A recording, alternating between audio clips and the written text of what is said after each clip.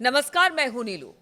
तो हमास की तरफ से ट्रंप को धमकी मिली है। हम आपको बता दें, अभी अभी ट्रंप जो है वो अमेरिका के राष्ट्रपति के द्वारा चुने गए हैं। हालांकि उनका ओथ अब तक नहीं हुआ है, यानी कि उन्होंने अब तक शपथ नहीं ली है, लेकिन हमास की तरफ से उन्हें धमकी जरूर मिल गई, क्योंकि हमास ने उन्हें चेता दिया है कि देखिए, अगर आपकी नीतियां भी सही नहीं हुई और आप इस युद्ध को खत्म नहीं कर पाए तो आपका हाल भी डेमोक्रेट्स की तरह होगा, जिसकी बात लगातार हमास करता रहा है। या फिर जिस तरह से अरब देशों के लोगों ने जो बाइडेन की जगह ट्रंप को वोट किया, उसको लेकर एक बड़ी चेतावनी मानी जा रही है।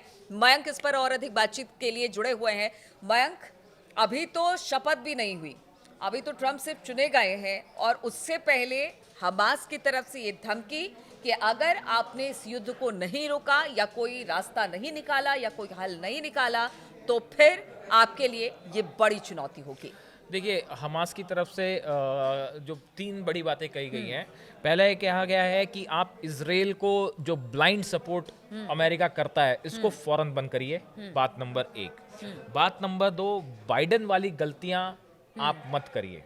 ये ट्रंप के लिए कहा जा रहा है और हमास कह रहा है। हमास का कहना ऐसा है कि बाइडेन ने जो गलतियां की गजा में, लेबनान में, ईरान को लेके, ये गलतियां आप मत कीजिए।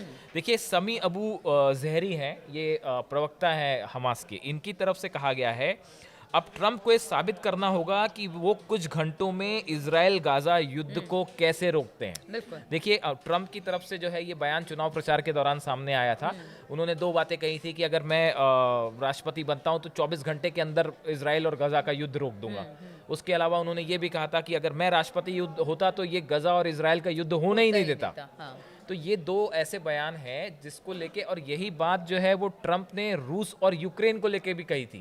तो देखिए, रूस के प्रवक्ता की तरफ से भी ये बयान आया है। वो भी ये कह रहे हैं कि अब ट्रंप को ये साबित करना होगा कि 24 घंटे में वो युद्ध रोक के दिखाएं। तो देखिए, ना सिर्फ रूस बल्कि हमास, दोनों की तरफ से ये कहा जा रहा है कि भाई आपने जो वादा किया था उसको पूरा करिए। और हमास की तरफ से देखिए बात जो कही गई है, उनका कहना ऐसा है कि आप देखिए, जब से ये गजा और इसराइल की अभी इस बार लड़ाई शुरू हुई पिछले 7 अक्टूबर के बाद से, देखिए 40,000 43,000 से ज़्यादा लोगों की मौत हो चुकी है गजा में। 1 लाख से ज़्यादा लोग घायल हैं। बच्चों की तस्वीरें जो हैं वो सबके सामने हैं। पूरी दुनिया देख रही है कि गजा में कितने बुरे हाल हैं। बहुत विचलित करती है। हमास का कहना ऐसा है कि ये जो हार हुई है डेमोक्रेट्स की और जो बाइडेन की, इसकी जो बाइडेन की पार्टी की जो हार हुई है, उसकी सबसे बड़ी वजह, ऐसा हमास का कहना है कि उसकी बड़ी वजह इनकी ये नीतियां हैं मिडिल ईस्ट को लेके। और ये जो देखिए, आप देखिए, अगर आप पिछले कुछ समय से ये अगर हम ये समझना चाहें कि किस तरह से जो बाइडेन गवर्नमेंट जो है उनकी किस तरह से उनके बयान आए या उनकी नीतियां रहीं, आप देखिए ऐसा लगता है कि कमला हैरिस की भी अगर बात करें तो वो एक दुविधा, एक पसुपेश नजर आ रहा सा रवैया रहा। एक मतलब तरफ ना तो उस पे कुछ बोल पा रही है ना एक तरफ तो देखिए इजराइल को हथियारों की सप्लाई भी चलती रही। बिल्कुल। दूसरी तरफ जो है वो जो बाइडेन इनको नेतन्याहू को हमला करने से भी रोकते रहे। देखिए, उनके जो रक्षा मंत्री थे गैलेंट, जिनको हटा दिया गया, जिनको नेतन्याहू ने हटा दिया, तो उसको कहा जा रहा था कि वो बाइडेन के ज़्यादा करीबी हैं। और उसके बाद जो है ये भी लगातार कहा गया कि आप ईरान के जो है वो न्यूक्लियर साइट्स पे अटैक ना करें। तो बाइडेन जो है वो एक प्रकार से ऐसा लगता है कि बाइडेन एडमिनिस्ट्रेशन इस बात को तय नहीं कर पा रहा था। कमला हैरिस की स्पीचेस में भी ये बात कुछ ऐसा लग रहा था कि थोड़ा कंफ्यूज स्थिति दिखाई दे रही थी। इस बात को नहीं कर पाया। अमेरिकी जनता या अरब के देशों के लोग जो वहां पर बसे हुए हैं, उन तक ये बात कन्वे नहीं हो पाए। अब देखिए, जो युद्ध हुआ उसमें बहुत बड़ा नुकसान हुआ है गजा में, इसमें कोई शक नहीं है। और ऐसे ही हाल अब लेबनान का भी है। ट्रंप ने ये बात कई बार कई मौके पे कही। एक तरफ तो देखिए ट्रंप के थोड़े एग्रेसिव बयान भी थे कि ईरान के न्यूक्लियर साइट्स पे निशाना बनाया जाना चाहिए या उसको पहले तबाह कर देना चाहिए, बाकी बात बाद में होगी।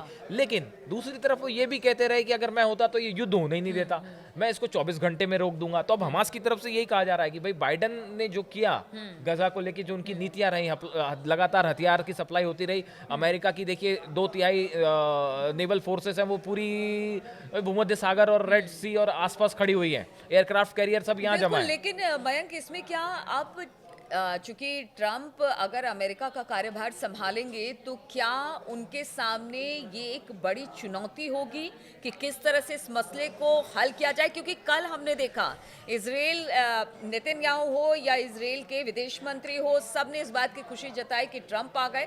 उनका कहना है कहीं ना कहीं सपोर्ट इसराइल को अमेरिका करता रहा है।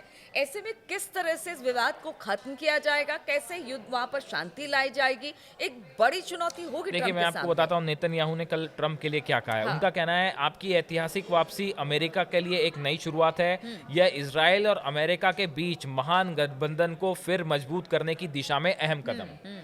तो नेतन्याहू तो खुश नजर आ रहे बहुत हैं। खुश। हाँ। जो है वो उनको लग रहा है कि जो है बाइडन ने एक प्रकार से उन पे जो थोड़ा कंट्रोल कर रखा था वो हाँ, उनको वो फ्री हैंड मिल फ्री जाएगा। हैंड इस तरह मिल की जाएगा। चर्चाएं हो रही हैं हाँ, सोशल मीडिया में बिल्कुल। कि क्या ट्रंप के आने से अब जो है वो एक प्रकार का फ्री हैंड मिल जाएगा नेतन्याहू को, और जो है वो लेबनान में जो अब तक वो और नहीं कर पाए वो भी कर लेंगे, हाँ। क्या ईरान में कर लेंगे। लेकिन देखिए ये चर्चाएं ही हैं सोशल मीडिया पे, ये उतना आसान नहीं होगा। हाँ, बिल्कुल। और ना ही ट्रंप चाहेंगे कि ऐसा कुछ हो जाए, और है ना? ट्रंप तो इस बात को हमेशा कहते रहे हैं कि जो पैसे उनके देश में लगने चाहिए वो युद्ध में लग रहे हैं, वो यूक्रेन के पास जा रहे हैं, वो इसराइल को दिए जा रहे हैं। बहुत सारी ऐसी चीजें हैं जिसको लेकर अंदर खाने यानी अमेरिका के अंदर ही नागरिक इस बात को उठा रहे हैं। ऐसे में चुनौती बहुत, इसलिए मैंने आपसे कहा कि चुनौती बहुत ज्यादा होगी वहां पर शांति लाना देखिए या फिर अगर युद्ध को रोकना। हाँ देखिए ट्रंप के लिए, ट्रंप एडमिनिस्ट्रेशन के लिए अभी पहले अमेरिका में देखिए एक पूरा बदलाव होगा। हाँ। जो इनके नए सेक्रेटरी ऑफ स्टेट्स बनेंगे, फॉरेन मिनिस्टर, फॉरेन सेक्रेटरी नए हैं वो बनेंगे, इनके सिक्योरिटी एडवाइजर्स नए बनेंगे।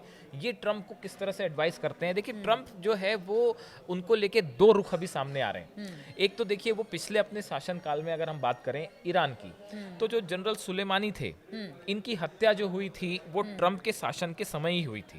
तो देखिए ट्रंप ईरान भी जो है वो इस बात को लेके बड़ा सधा हुआ उन्होंने रिएक्शन दिया है ईरान की तरफ से, जो ट्रंप को लेके आया है कि वो अमेरिका का चुनाव जो है अमेरिका का इंटरनल मैटर है, हमें उससे कोई लेना हाँ, देना बिल्कुल, नहीं, ये ईरान की तरफ से कहा गया। अब देखिए नेतन्याहू के खुश होने की वजह, आखिर नेतन्याहू ऐसा क्यों लगता है, इसकी कई वजह है। जो गोलन हाइट्स इलाका है यहाँ पे जो है वो ट्रंप ने अपने पिछले शासन में कहा था कि इस पे इजराइल के संप्रभुता को स्वीकार कर लिया था कि भाई गोलन हाइट्स जो है वो हिस्सा है। उसके बाद देखिए इन्होंने जो है वो ईरान का जो न्यूक्लियर प्रोग्राम था उस पर भी रोक लगाने की भरसक कोशिश की थी, है ना। तो अब कुल मिला के ये माना जा रहा है एक तरह से जो इजराइल की जो जनता है वो भी थोड़ी सी ट्रंप के आने से खुश नजर आ रही है, ऐसा कुछ सोशल साइट्स पे जो सर्वे हैं वो बता रहे हैं। लेकिन देखिए अब स्थिति ये है कि हमास की तरफ से ये कहा गया है कि जैसा आप कह रहे थे चुनाव प्रचार के दौरान, आप पहले उसको अपना वादा पूरा करिए कि आप 24 घंटे में युद्ध रुकवा देंगे। दूसरी चीज़ है हमास की तरफ से कहा जा रहा है कि हम ट्रंप को लेके अभी कोई जजमेंट नहीं कर रहे, हम ये देखेंगे कि फिलिस्तीन को लेके इनका क्या रुख होता है, फिलिस्तीन को के नागरिकों को लेके, फिलिस्तीन की सुरक्षा को लेके ट्रंप का क्या रुख होता है, उसके बाद हम ट्रंप की और नई इसीलिए सरकार को ईरान भी लेके बड़ी सधी हुई प्रतिक्रिया देंगे। प्रतिक्रिया दे रहा है बैंक, वो भी बड़ी ठीक है, उन्होंने बताया देखिए नहीं ईरान सबको, लेकिन ईरान बहुत- और बहुत सदी- इसराइल का तो अभी सिचुएशन ऐसी है। देखिए हम पहले भी ये कह रहे थे कि अमेरिका के चुनाव के तक इंतज़ार है, उसके बाद अब क्या होता है, ईरान भी एकदम युद्ध के लिए तैयार बैठा हुआ है, अलर्ट मोड पे है, इसराइल भी और ईरान भी। अब सबकी नज़रें इस बात पे है कि जो नए जज नियुक्त हुए हैं इस युद्ध के, जो नए रेफरी युद्ध के नियुक्त हो गए हैं, उनका क्या रुख होता है, वो किस तरफ किस उनकी भूमिका उनकी क्या होती भूमिका है। कितनी तो अब निर्णायक। ईरान भी जो है, खामेनेई भी ये देखना चाहते हैं कि ट्रंप का रुख क्या रहता है। क्या वो पिछली बार वाले ट्रंप होंगे, कासिम सुलेमानी की जो हत्या हुई थी उसके बाद ईरान के साथ रिश्ते एकदम से खराब हो गए थे, तो क्या उस तरह का कुछ रुख होता है। हमास हिजबुल्लाह ये देखना चाहते हैं कि क्या ये इजराइल को जो बाइडेन सरकार हथियार दे रही थी और हमले करने दे रही थी, या फिर इसको थोड़ा सा कर्टेल करेंगे ट्रंप, इसको इनको रोकने की कोशिश करेंगे। तो चाहे हमास हो, चाहे हिजबुल्लाह हो, चाहे ईरान हो, और यहाँ तक कि रशिया भी क्यों ना हो, वो भी ये कह रहा है कि भाई 24 घंटे में आप यूक्रेन वॉर रुकवा दीजिए।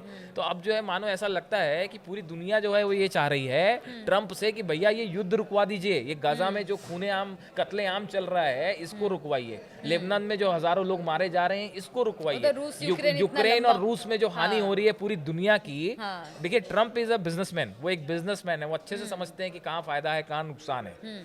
तो यूक्रेन युद्ध को भी लेके ये उम्मीदें जताई जा रही हैं कि ट्रंप के आने से शायद वो हथियारों की सप्लाई रुके और युद्ध रुके। तो अब ये क्या होता है ये अगले कुछ बिल्कुल, तो कह सकते हैं कि ट्रंप के आने के बाद उम्मीदें भी हैं, आशंकाएं भी हैं, चाहे युद्ध को लेकर हो या फिर जो तमाम देश हैं जो इस वक्त खास तौर पर मिडिल ईस्ट की बात की जाए या रूस यूक्रेन युद्ध की बात की जाए, सबकी निगाहें ट्रंप की ओर है। अब जैसे ही ट्रंप शपथ लेते हैं उसके बाद उनकी नीतियां क्या होंगी, उनके सलाहकार उन्हें क्या सलाह देते हैं, इस पर सबकी नजर होगी, हमारी भी नजर होगी और इस खबर पर हम लगातार आपको अपडेट पहुंचाते रहेंगे।